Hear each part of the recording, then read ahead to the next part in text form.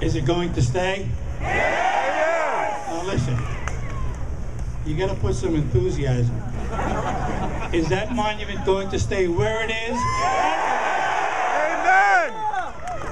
You know, I'm not used to giving orders 2 or 3 times. Westerly needs to hear you. Newport needs to hear you. And damn it, Wisconsin needs to hear you. Is it staying? Pretty close. I want to share with you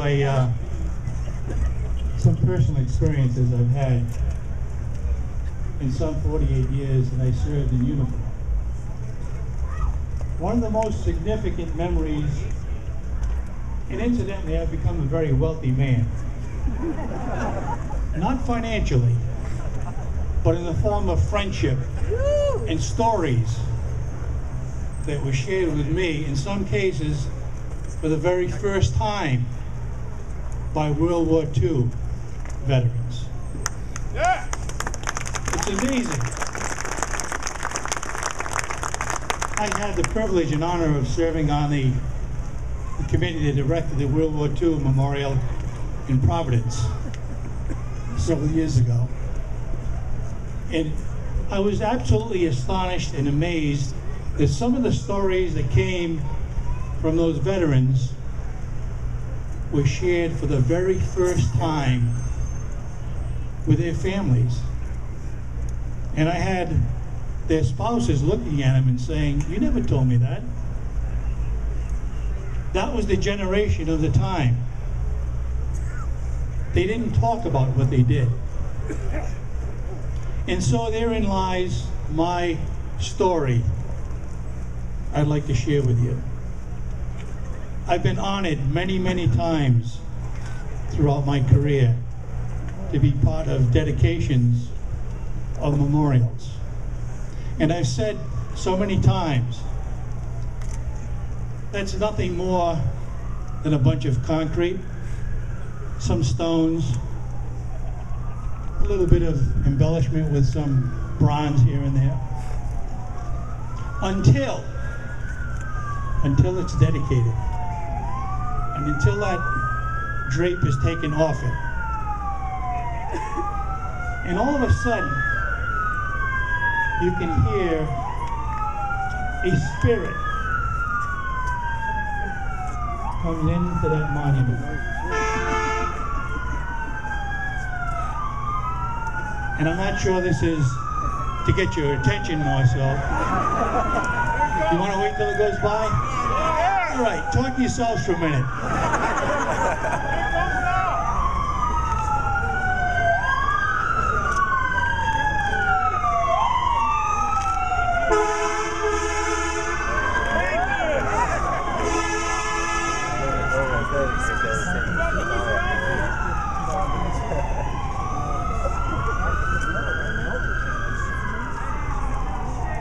Now you see we're going to get a complaint from some banana out there saying that they use the sirens to support the monument. I think that's coming. So let me continue with the story. So when you take that drape off the monument, I believe that a spirit comes into that monument. And I've said so many times, if you want to hear what that monument has to say, put your ear right up next to it, and you'll hear a story. You'll hear a story for as many ears as you have out there, and that story will be from a different perspective, from a different veteran, different place, and a different time. I read recently a presentation on the ragged old flag. Have you ever heard that? Yeah, Johnny Cash. It has much to do with someone coming into a community and sitting down at a bench and this elderly gentleman. And he was looking at the community and he said in essence, you know, you have a beautiful community here, but that ragged old flag, you need to replace it. And of course, that was the time he said, look, Sonny, sit down, I got to tell you about that ragged old flag. And he went on to explain the many wars that flag was at, starting with our revolution. I'd like to draw from that and plagiarize to some extent that same analogy as it relates to that monument. If you go next to that monument, I guarantee you'll hear a story from Jolicoeur. You'll hear a story from each of the Gagne brothers. And what they'll say is something like, I understand, whoever you are, that you're offended by my presence. Now, what are you offended by? And the answer might be, I'm offended because I'm not represented. Well, but yes, you are. You believe in nothing. There's nothing here to represent you. That's a fair analogy. But further from that, I think we need to really listen as to why that monument is here. I wasn't even around, and most of you weren't either, in the 1920s during that terrible war. And earlier than that, obviously. I was only 3 years old during World War II. The difference is, I remember, I'm 72 now. I remember the stories that came out of those monuments.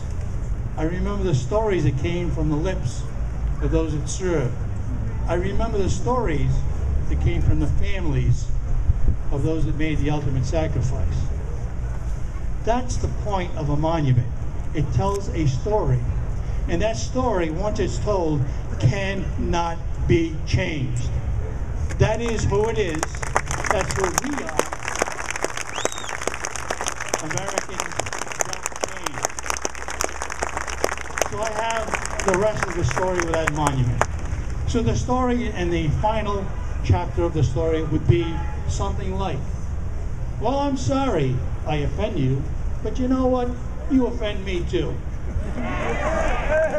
So here's your several options. You can take a different route. Don't look at the cross if it offends you. And if you can't be satisfied with any of that, we welcome you into this community, but we are not going to change for you.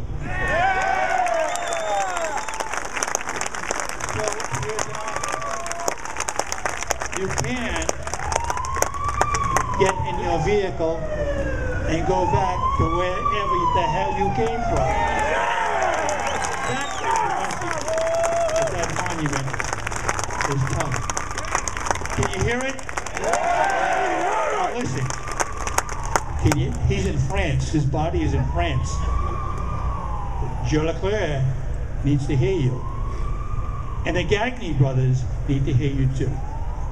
Do you hear the story? Yes! Do you hear the story? Yes! That monument is not going anywhere, any place. It's staying where it is, as it is, in Woonsocket, Rhode Island. This is the line in the sand. God bless. Amen. You are Americans at their best.